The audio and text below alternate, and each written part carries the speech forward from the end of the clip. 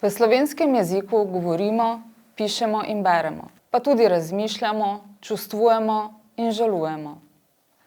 Neustrezen izraz lahko prikrije in zakrije resnično odgovornost za tragične dogodke na naših cestah. S tem mislim prometno nesrečo, kot posledico prehitre vožnje, vožnje pod vplivom alkohola ali drog ter drugih nevarnih ravnanj.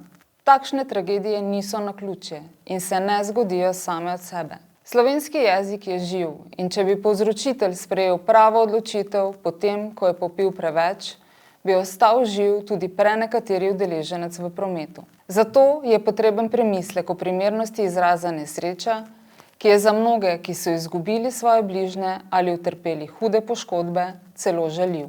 Na Agenciji za varnost prometa podpiramo pobudo, da namesto izraza prometna nesreča v takšnih okoliščinah pričnemo z uporabo izraza trčenje. Besede imajo moč. Pravilna terminologija lahko pomaga spremeniti naš odnos do pojmov in vodi k večji odgovornosti in izboljšanju prometne varnosti.